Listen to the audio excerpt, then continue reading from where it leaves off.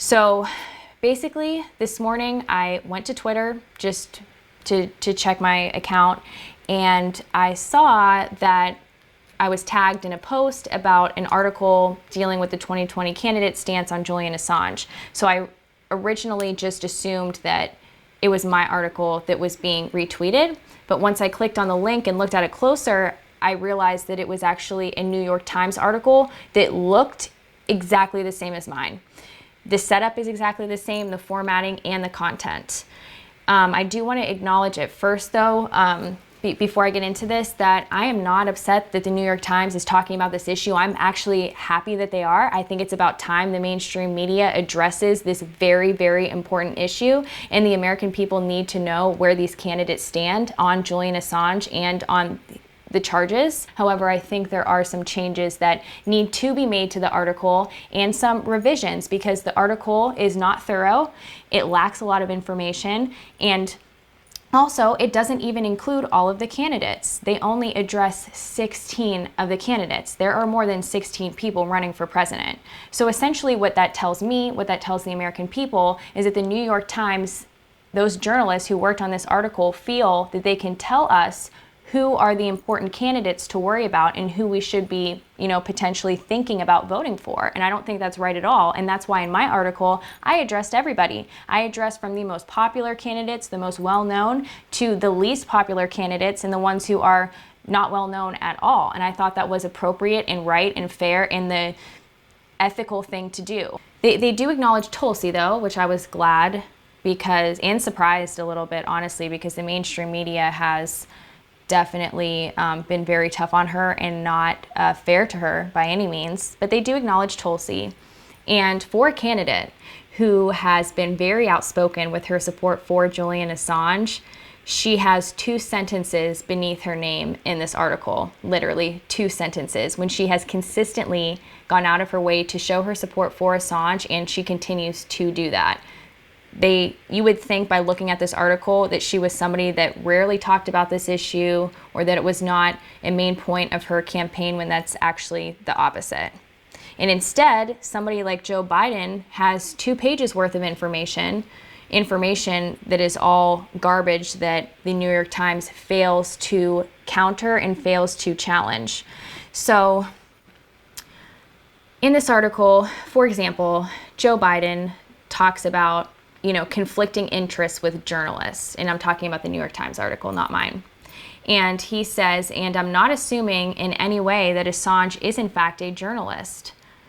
Well, at the end of that section, the New York Times journalist should have then made a note in there that the United States government does not make a distinction between who is and isn't a journalist. Instead, they fail to do that. Julian Assange's status as a journalist is irrelevant to his case because the US government doesn't issue a licensure for journalists. They should have made note of that in this article, and they failed to do so. And that's such a disservice to the American people, to anybody who's reading this article, because if you did not know that prior to reading this article, you would just assume that someone's status as a journalist actually does impact their case, when it doesn't at all. So I took a big issue with that, and what that indicates to me is that this was just lazy journalism. And it's not that these journalists who wrote this article and who edited this article didn't know any better. These are Pulitzer Prize winning journalists who work for the New York Times. They know what the proper procedure is, or at least I would think that they would know that. And they just fail to really call these candidates out, and they omit so much information. Another example here is Michael Bennet. Okay, Michael Bennet, they have this short paragraph about whatever he told this New York Times journalist that called him, asking him, questions about Assange. What they fail to acknowledge is that back in 2018, before Vice President Mike Pence went to Ecuador, Michael Bennet was one of 10 Democratic senators who co-signed a letter that was sent to Mike Pence before his visit to Ecuador. And basically the contents of that letter were calling upon Mike Pence to put pressure on the Ecuadorian president, Lenin Moreno, to expel Julian Assange's asylum. That's essentially, he co-signed that article. To me, he co-signed that letter. So to me, that is very indicative of how Michael Bennet would treat whistleblowers, journalists, and specifically Julian Assange if he were to become president. It seems like it's something that's very important to include in the article. If you just do your basic research, you can find this. However, they did not include this fact. They just didn't. I did. I included it in my article because I felt it was very important. And I include the original source link so you could read that exact letter yourself and you could make up your mind as to what you think that means. They don't do that. Another thing too is that they do not even address Trump, the president of the United States, who's running for the presidency again in 2020. They're not even going to address statements that he's made, many of which are very inconsistent. They make no mention of that. You think that, the American people should know that if they don't already. And it's his DOJ that is charging Assange with espionage, but they're failing to make note of that. At the end of the New York Times article, they talk about how back in June, which was when my original article was published, by the way, back in June, they sent a questionnaire to the candidates about their, thoughts on charging Julian Assange with espionage. Okay, maybe that's true, but if you did that, you would think that the article would be published maybe in July at the latest, maybe. Instead, it was published on September 10th. That seems very strange to me. More importantly, appreciated a more thorough report on what the candidates think. I have pages upon pages for some of these candidates and what they've said about Julian Assange throughout their political careers. I include everything that I could find that I found was reputable and trustworthy information. I included that. They include little blurbs. That's not thorough reporting. And it's honestly not even accurate reporting because it could be argued that that's a bias of omission, and I am one of those people that thinks that is absolutely a bias of omission. Sure, they wanted to, ask the candidates for themselves because they're the New York Times and they have access to the candidates, but you can't just leave out information, vital information.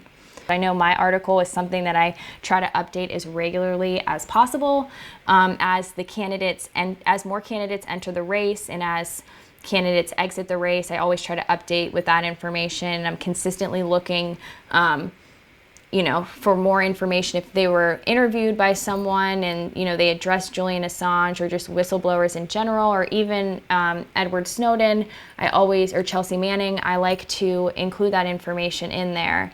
And I just feel that for the New York Times and for being such a popular news organization with such a big following, being that this topic is so important, they could have done a much, much better job. I want to also thank everybody who supported me on Twitter today and who were, retweeting out that they really enjoyed my article and felt it was more thorough. And Steve Poikonen as well, who on his show today, he addressed this very issue, and he has an awesome YouTube channel. I encourage everybody to please check it out. It's Slow News Day Show. I will link that in the description, as well as the two articles, my article and the New York Times article, so you guys can view that as well. And I want to also encourage everybody to look at these articles yourself and make up your own mind. Don't take my word for it. Make up your own mind and determine what you think really happened. Because I don't know. I can only speculate at this point. I did contact the New York Times. I called them. I left them a very calm message. I have yet to hear back from them, so I will keep everybody updated on that. I'm going to continue to try to reach out to them because I do feel that I want a response and I want an explanation as to exactly why this article looks so similar to mine.